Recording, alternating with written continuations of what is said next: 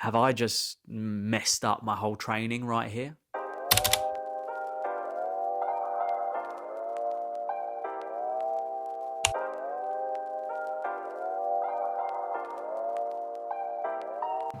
Good morning.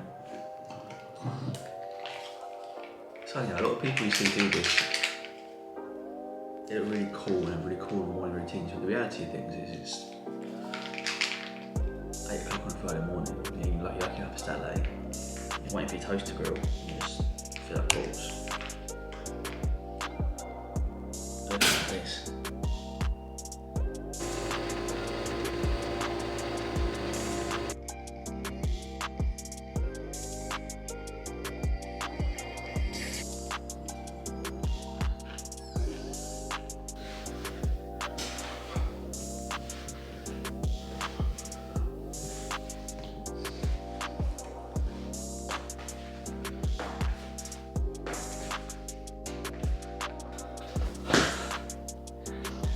Let's go for a long run then.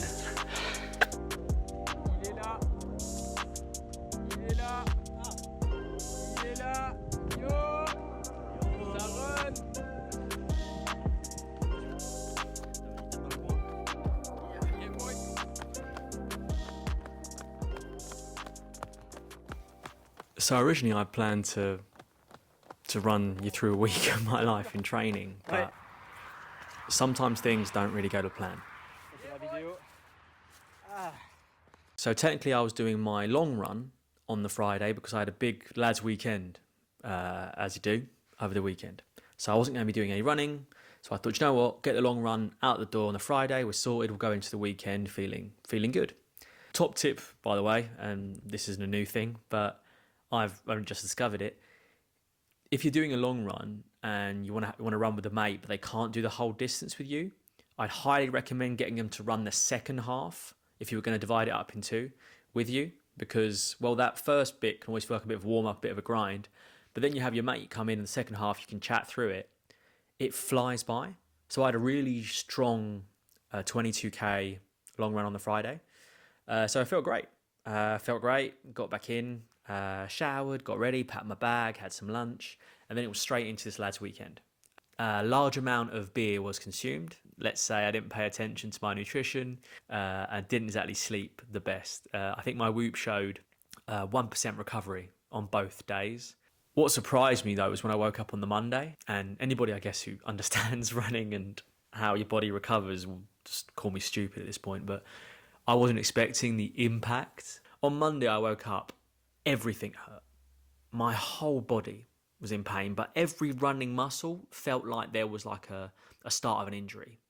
Yeah, I guess, well, that's what recovery is. If there's 1% recovery, it's pretty much like the body has nothing's happened to it, and it's just you're waking up painfully. So I kicked off the week on a bit of a bad note.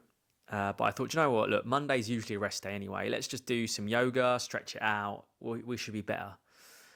Yeah, the pink yoga mat for the win. Probably should get my own at some point, but hey ho.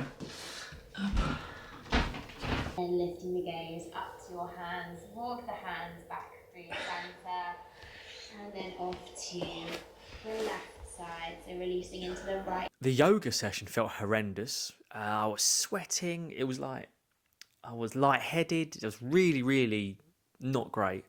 But I thought, you know what, that's probably you're just still hungover. It's your own fault, Sam. On Tuesday came an easy run. As every Tuesday is in the plan, I always have an easy run. This was a 10k easy run, by the book, nothing special. I had some serious pains in my shins, my knees, my calves, my hamstrings, my Achilles, like proper flaring up. And that's when I really started to get worried. I thought, have I just messed up my whole training right here?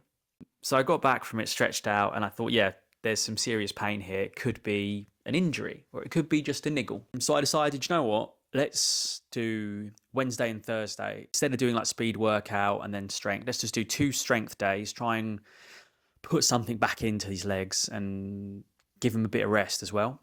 I also coupled with this a bit of research on nutrition, sleep, kind of like, yeah, the science of the body behind running, which I didn't really look into as much before.